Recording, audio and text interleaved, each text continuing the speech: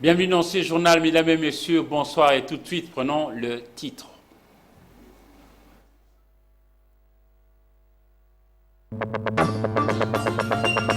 Plus d'1 million d'élèves participent dès ce mercredi 26 et jusqu'au 27 août au test national de fin d'études primaires à travers le territoire national. À Kinshasa, le go a été donné par le ministre d'État, ministre de l'enseignement primaire, secondaire et technique, Willy Bakonga Willima. Une année du gouvernement central, Sylvestre Ilunga Ilunkamba, le porte-parole du gouvernement, ministre de Médias et Communications, Jolino Makelele, juge encourageant les actes ou les bilans du gouvernement de la République. Brave dame avec plusieurs vertus, Madame Mado, cireuse à chaussures, de son état fait un travail très apprécié par sa clientèle. Focus sur cette dame exceptionnelle.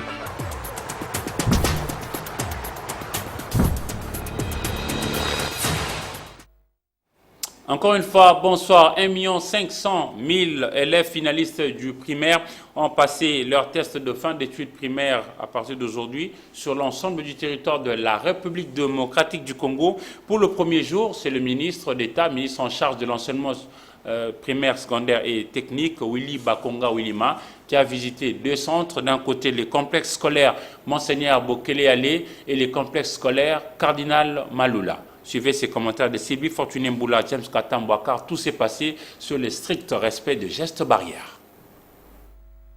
C'est près de 1 500 000 élèves finalistes du primaire qui se sont présentés à travers le pays.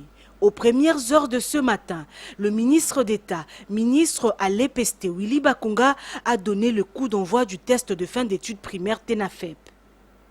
À cette occasion, il a rappelé aussi les mesures barrières strictement imposées dans le centre dont deux ont été visités, l'Institut Bokele Allé et le collège Cardinal Malula, où il a encouragé les élèves à passer ces épreuves. Nous remercions et nous félicitons le président de la République puisque nous avons loupé une année blanche, mais les indicateurs, les paramètres qui étaient en notre présence nous donnaient quand même l'opportunité de poursuivre l'année, puisqu'on a déjà passé 150 jours et le 1 mois que nous avons ajouté, ça montre clairement que c'est une année totale, une année qui doit être vraiment encouragée et terminée en toute beauté. Nous sommes très satisfaits de la passation de cet examen et nous sommes aussi prêts à attaquer le taureau par les cornes, surtout les examens d'État qui viendront très bientôt.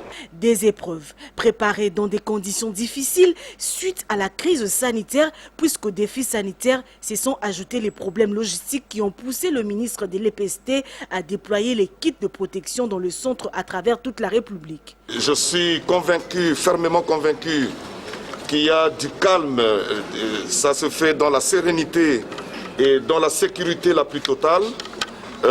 Les enfants ont dit que les examens sont très faciles puisqu'ils ont vu le maximum de matières à l'école et le certificat qui va sortir de ces épreuves, c'est un certificat compétent qui a toute sa valeur.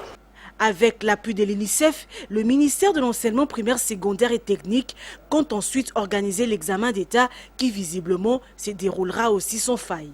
Car toutes les dispositions ont été prises, à rassurer Willy Bakonga. Toujours en rapport avec le test national de fin d'études primaires, nos reporters sont allés cette fois-là dans la commune de Ngiringiri pour vivre des visus, le déroulement de ces épreuves. Paulin Kalamba, Hugues Moussangilay. Nous sommes en Ngiringiri, il est 7 h du matin. Ces élèves finalistes s'activent déjà à arriver au centre pour passer l'examen national des fins des cycles primaires. Arrivés au centre EP3 et 4 en Ngiringiri, ils ont été remontés le moral par le promoteur de cette école, accompagné de son équipe pédagogique, tout en leur remettant des masques. Une satisfaction pour Serge Nyumbe, promoteur du collège Jeunes et Vieux, une école privée gratuite qui est à sa première promotion. Vous savez, le plus difficile, c'est de commencer quelque part. Le projet Collège Jeunes et Vieux était un projet sérieux. Nous avons cru en nous-mêmes et d'autres personnes que nous remercions aujourd'hui nous ont fait confiance. Aujourd'hui, nous avons devant nous une première promotion qui va passer les examens ENAFEP, comme on l'appelle en sigle, les finalistes du primaire. Nous leur souhaitons une bonne prestation parce que vous savez que l'année n'a pas été facile. Avec la réalité Covid, nous avons dû faire des sacrifices et aussi ces enfants ont dû véritablement s'impliquer pour que cet événement, cette journée soit une réussite. Dans des salles de classe, les élèves finalistes de l'école primaire qui ont participé à cette première journée de cette épreuve nationale se sont montrés plutôt sereins. Du reste, bonne chance à tous. Alors faisons un focus sur l'une de 26 provinces qui connaît un peu de troubles par rapport au test national de fin d'études primaires. Nous sommes en Ituri où 8593 élèves ont participé ce 26 août au TINAFEP. Donc le vice-gouverneur de cette province a donné le go officiel pour ce test et prenons en image. Au total, 8593 finalistes de l'école primaire prennent part au test national de fin d'études primaires TENAFEP édition 2020 en province de l'Ituri. Malgré les déplacements massifs des populations causés par l'activisme des groupes armés dans les 5 territoires, les élèves des différentes écoles de l'Ituri se sont présentés ce mardi 26 août au centre d'examen.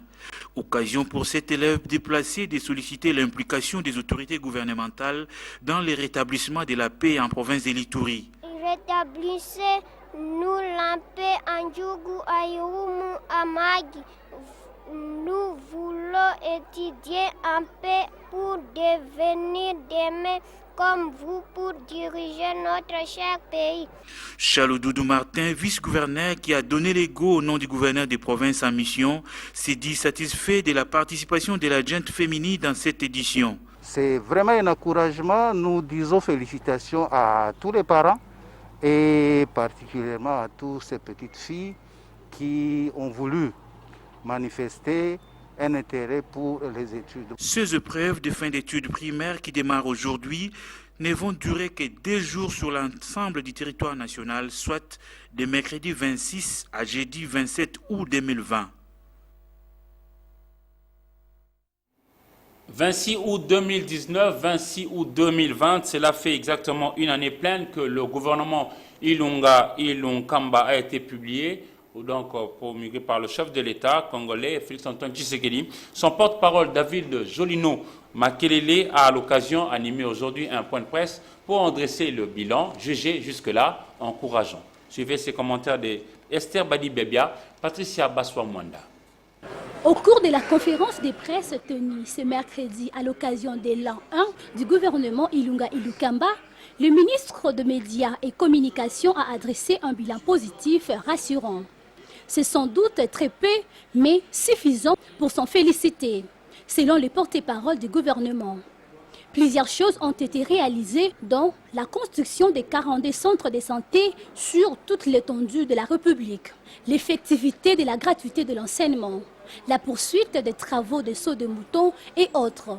Malgré divers obstacles du parcours dans les défis sécuritaires qui perdurent à l'est du pays, malgré la grande crise économique induite par la pandémie de la Covid-19 et la résurgence de la maladie à virus Ebola à l'Équateur, le gouvernement peut se féliciter et d'avoir donné corps à certaines promesses dont la plus emblématique demeure sans nul doute la gratuité de l'enseignement primaire. Par ailleurs, grâce à la volonté politique imprimée par le chef de l'État, les jalons d'un véritable état de droit ont été posés. Les victoires diplomatiques ont été engrangées. La justice est désormais opérationnelle et diverses infrastructures ont été réhabilitées, sinon construites. Sur le plan économique, le porte-parole du gouvernement Jolino Makelele a reconnu que le contexte économique a été peu favorable à cause de plusieurs facteurs, dont la crise sanitaire mondiale liée à la Covid-19. Et dans les universités et instituts supérieurs en République démocratique du Congo, la reprise de cours après la levée de l'état d'urgence est caractérisée par le réaménagement du calendrier académique. Celui-ci va-t-il, oui ou non, perturber les programmes de cours auprès des étudiants? La réponse dans ce reportage que vous propose Plamidine Sassa, Patrick Borel, Mukendi. Les étudiants devront s'adapter au calendrier académique tel que réaménagé par le ministère de l'Enseignement supérieur et universitaire après un long moment de confinement suite à la Covid-19. À l'Institut facultaire des sciences de l'information et de la communication, le programme avance plutôt bien. Les étudiants n'ont vraiment pas de choix, ils doivent travailler durement pour la session qui arrive, finaliser les travaux de fin de cycle ou mémoire et terminer les stages académiques. Il y aura justement des difficultés parce que là, normalement, on allait finir les cours au mois de septembre, mais malheureusement, ça va aller plus que ça. Alors, pour nous étudiants, nous sommes obligés de nous adapter, faire avec, tout en respectant les gestes barrières et venir au cours régulièrement, d'étudier de 8h jusqu'à 17h. C'est un vrai casse-tête, nous n'avons pas droit au repos, surtout pour nous qui sommes en terminale.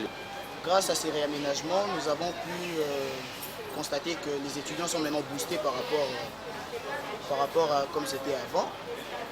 On est un peu plus attentifs, nous venons, bien que nous n'étudions pas comme d'habitude, mais quand même, cette volonté-là d'étudier est devenue un peu permanente. Il n'y aura plus de repos. Il faut accélérer les choses pour terminer en beauté l'année académique 2019-2020 qui a d'ailleurs pris de retard. Au Parlement national, la session de septembre sera essentiellement budgétaire pour préparer le budget national exercice 2021. Mais le gouvernement, pour certains experts de la question, demande à ce que le gouvernement central puisse s'attarder surtout à l'agriculture, ainsi pour lutter contre l'inflation observée souvent sur le marché en République démocratique du Congo. Neila Mbouchi. Pour maîtriser l'inflation ou l'accroissement excessif des paiements des billets de banque entraînant une hausse des prix et une dépréciation de la monnaie locale face à la devise étrangère, soit le franc congolais face au dollar américain. Le gouvernement central de la RDC doit miser dans la production agricole.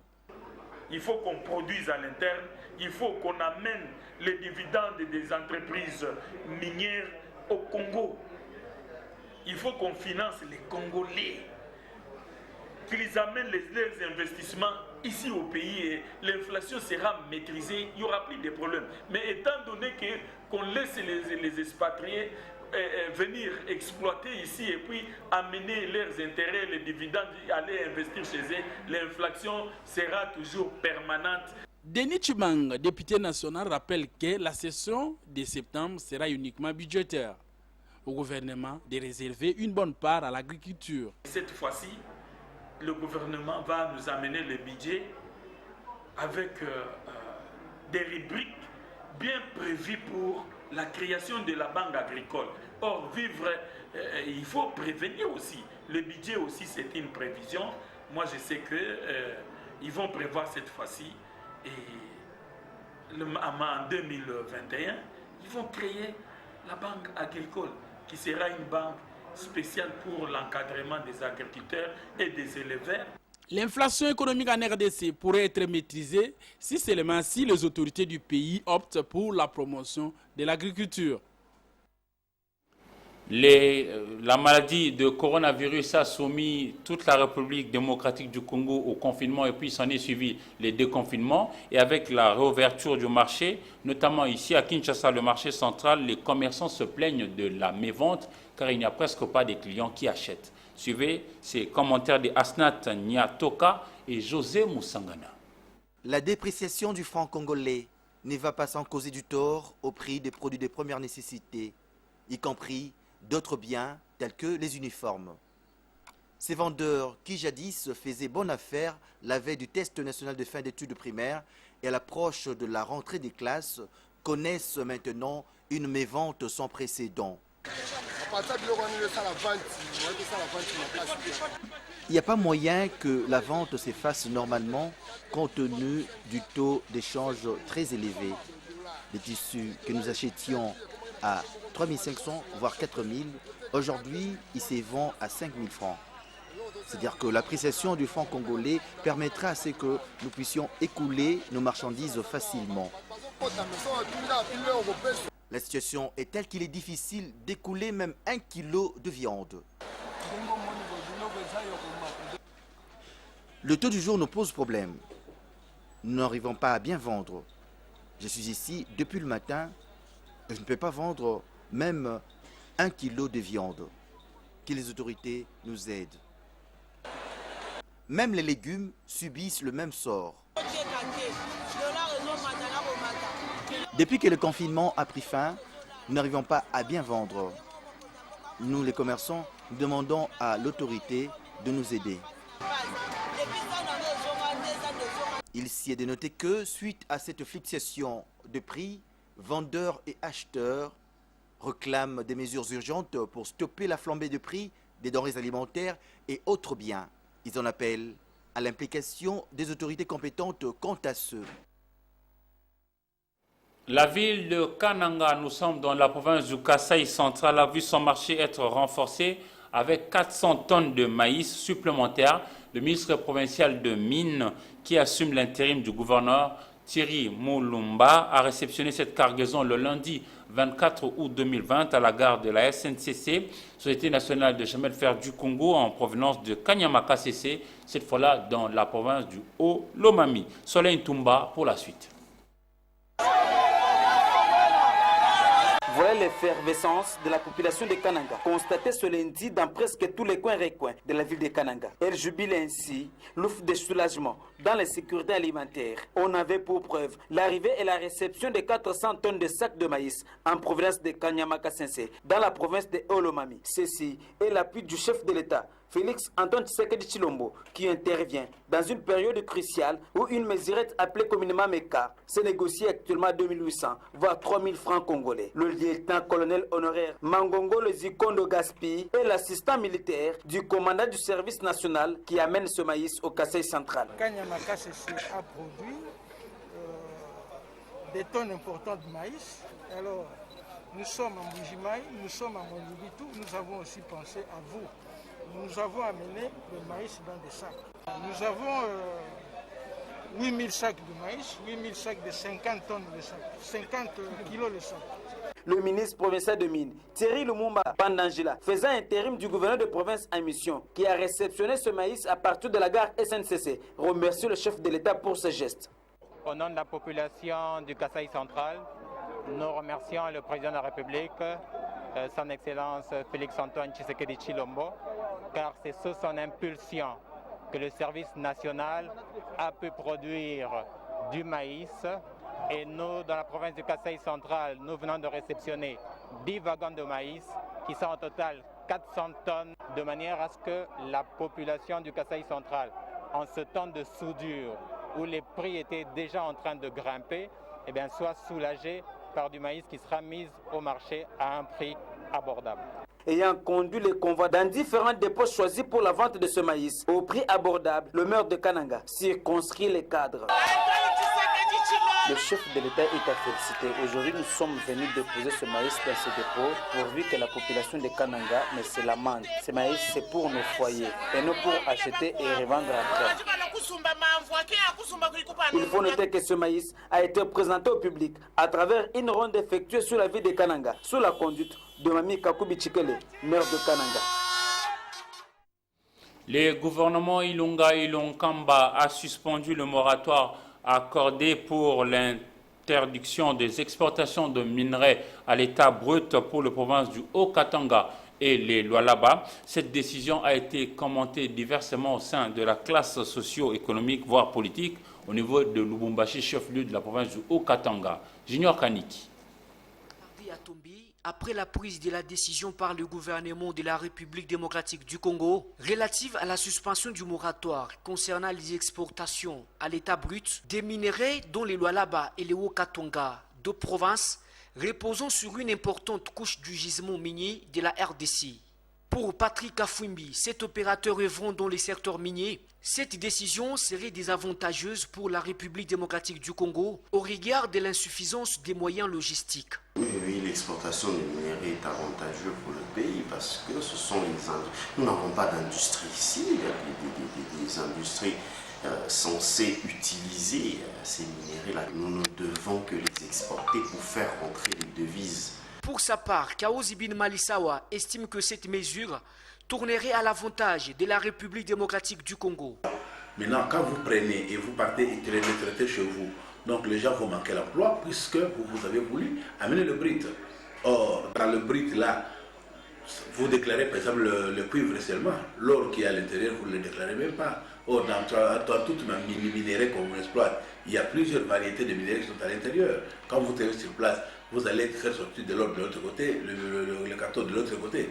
Donc, moi, personnellement, je peux encourager ce qu'ils ont. Parce que là où le minerai travaille, là où les gens parlent de cobalt, parlent de cuivre, c'est dans la rapproche du Haut-Katanga. Il fallait quand même qu'on puisse voir l'importance de ces deux gouverneurs. À titre de rappel, les exportations des concentrés de cuivre et de cobalt ont été interdites en 2013 dernier dans l'objectif d'encourager les sociétés minières à transformer et raffiner les produits miniers sur place. Cette décision n'a pas été respectée à 100% suite aux problèmes de logistique auxquels font face différentes entreprises minières en RDC. Vous le savez déjà, l'évêque Moukouna Pascal a été acquitté et donc circule désormais sur le territoire national en homme libre. Brandine Toumba et Patrick Borel-Moukendi vous proposent ici ce qu'a été l'ambiance après son acquittement. Regardez. C'est depuis lundi 24 août 2020 que l'évêque Pascal Moukouna a été acquitté par les tribunaux des grandes instances de Kinshasa-Gombe. Mardi, plusieurs fidèles de l'Assemblée chrétienne de Kinshasa, ACK, et les supporters du Football Club Renaissance du Congo étaient venus aux alentours de la prison centrale de Makala pour assister à la sortie de l'évêque. Les fidèles et supporters ont patienté jusqu'à 17 h devant la prison centrale de Makala pour vivre cet événement. La joie était au rendez-vous, tel que vous voyez sur les images. Je suis énormément rempli de joie par rapport à la sortie de notre président avec Pascal Moukouna. Donc vous voyez la foule, c'est depuis 8 heures que nous sommes là, en train d'attendre notre président de FC Renaissance. Là on parle de l'équipe de FC du Congo. Mais par rapport à la joie, vous voyez que la joie est immense. Il y a plusieurs personnes qui sont venues. Ils ont laissé leurs occupations pour venir assister à cette grande manifestation du peuple congolais. C'est pourquoi nous sommes là. Nous sommes en train d'envoyer tout le monde qui ont laissé leurs occupations pour venir nous assister à cette grande manifestation, cet grand événement dans notre pays. L'état des droits commence maintenant à marcher. Il y a un bon fonctionnement à la tête du pays. Il y a un homme qui aime bien l'état des droits. Celui qu'on appelle Fatih Tshilombo Beto, l'homme d'état des droits. Il a dit que le peuple est d'abord, on va maintenant ses œuvres. Les responsables de l'église ACK Bandal a passé près de 3 mois en prison après avoir été accusé pour détournement et viol. Et le gouverneur de Kinshasa, Ngobila Mbaka, a échangé avec le numéro 1 du ministère Amen, Léopold Mutombo. Plusieurs sujets ont été évoqués au cours de cette rencontre, notamment la reprise des cultes par les croyants congolais, l'aménagement de la ville de Kinshasa et surtout les conflits autour de l'occupation illégale de certaines artères par les églises lors des cultes, notamment des dimanches. Suivez les propos de Léopold Mutombo au micro de Sylvain Kapombo Sengele et Papi Katasi. C'est à la fois une visite de courtoisie, d'autant plus que l'Église est un partenaire de l'État. Quoi de plus normal que de voir le numéro 1 de la ville qui a en charge plusieurs aspects, y compris concernant la gestion des humains au quotidien. Et, vous savez que nous sortons du déconfinement avec tout ce que cela a comme exigence. On devait se voir pour harmoniser un peu de vue et puis baliser les terrains pour l'avenir. Bon, je pense qu'il n'y a pas un problème. Vous savez, les gens ils cherchent à créer des problèmes là où il n'y en a pas. Mais j'ai personnellement trouvé le numéro 1 de la ville tellement lucide, avec un fardeau, une vision claire de ce qu'il veut faire de la ville de Kinshasa, qui, par rapport à la vision que nous avons, nous sommes parfaitement complémentaires. Et c'est ça que j'ai trouvé assez très positif, qui n'a rien à voir avec tout ce que les gens essayent de créer, des histoires. Nous savons comment nous fonctionnons. Mais l'Église est là d'abord pour détruire les antivaleurs et puis surtout pour accompagner la ville dans les ambitions qui sont celles du numéro 1, résumées sous le mot d'ordre de Kinbopeto. Et justement, le gouverneur de la ville de Kinshasa, Ngobi Lambaka, n'a pas oublié que l'éclairage public relève de sa responsabilité. C'est ainsi qu'il a lancé à propos la réhabilitation de l'éclairage public à Kinshasa, mardi, à partir de la place appelée Gare Centrale, située dans la commune de Lagombe. Encore une fois, Papi Katassi et Sylvain Kapombobo Sengele. Le gouverneur de la ville de Kinshasa, Gentini Ngobi Lambaka, a donné le go le mardi 25 août à la gare centrale de la réhabilitation de l'éclairage public sur les grands acteurs de la ville de Kinshasa. Pour cette première phase, les voies concernées sont les boulevards du 30 juin, l'avenue Colonel Monjiba, l'avenue de la Justice, l'avenue Batetela et le boulevard Lumumba. Au total, 6 ampoules LED et 300 watts seront placées sur plus de 300 poteaux métalliques qui longent les boulevards du 30 juin en raison de 2 luminaires par poteau, dont l'un donne sur la chaussée et l'autre sur le trottoir. Selon le directeur du département de distribution de Kinshasa DDK, Willy Likoulia, ces travaux qui prendront 14 jours consistent au remplacement des luminaires classiques par des luminaires LED qui donnent un large éclairage pour une consommation faible. Réagissant face à la presse, le gouverneur de la ville de Kinshasa a souligné que cela entre dans le cadre de la vision de Kinshasa Bopeto qui veut un assainissement total de la ville avec des routes et avenues éclairées. Par ailleurs, le premier citoyen de la ville a indiqué que les luminaires classiques enlevés sur ces acteurs seront réaffectés sur les autres acteurs de la ville dans le cadre de la deuxième phase de ce programme. Nous restons à Kinshasa pour vous dire que c'est depuis plusieurs années que Mme Mado s'est adonnée au métier de cireuse à chaussures. Pendant que plusieurs personnes maintiennent un regard intéressé particulièrement aux habits portés par les uns et les autres, elle a ciblé la chaussure appelée communément à Kinshasa Fondation. Pour exercer son métier, Mado a bien choisi son coin sur le boulevard du 30 juin. Vous vous en doutez, nous sommes devant l'immeuble de l'ex-INSS, appelé aujourd'hui Caisse nationale de sécurité sociale. Découvrons Mme Mado avec Brebonne Mujinga et Sylvie Fortuné-Mboula. Autrefois réservée uniquement aux hommes, Mme Mado accepte de mettre sa féminité de côté en portant son choix sur la cordonnerie. Et c'est là, malgré l'existence d'autres métiers propres aux femmes. Bien que détentrice d'un diplôme d'État, la conjoncture actuelle du pays ne l'a pas souri aussitôt terminé ses études. C'est à partir d'un appel d'offres à la télévision qu'elle prit courage et s'intéressa à ces métiers, explique-t-elle. C'est la formation de 6 mois qui m'a aidé à mieux faire ce travail de cordonnerie.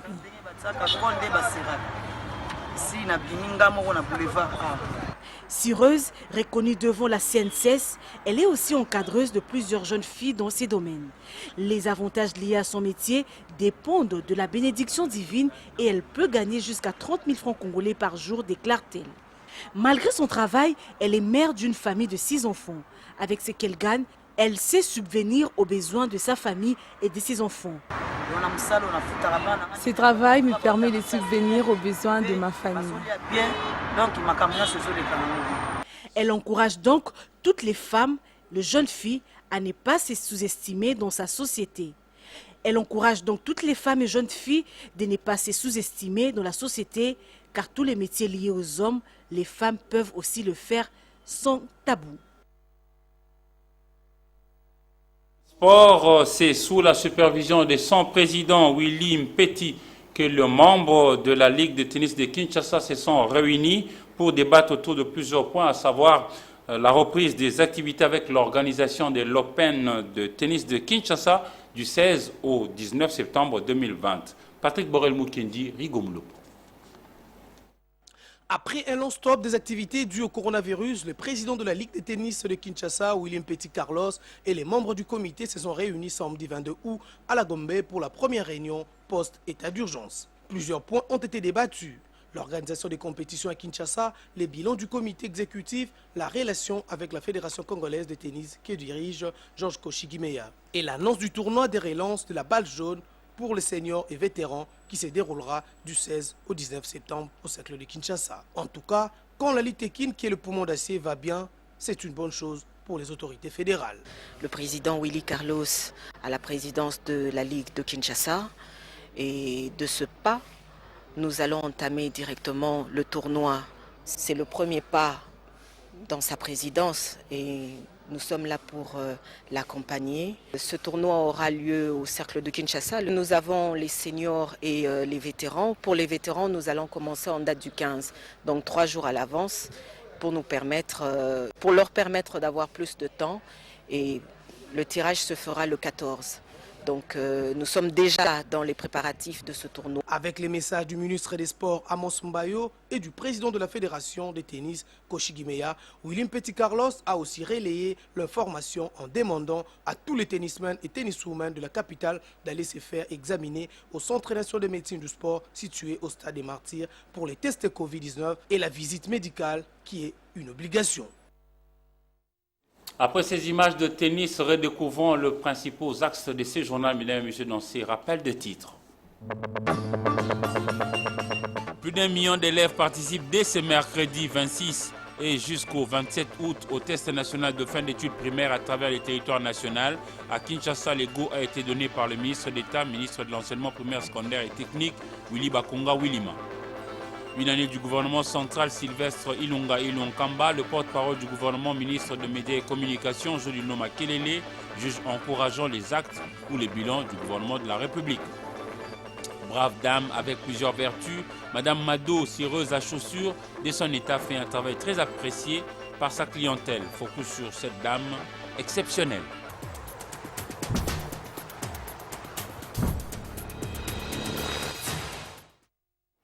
Et mesdames et messieurs, c'est la fin de ce journal. Merci pour la fidélité et la confiance. Bonne soirée dans vos familles. Au revoir.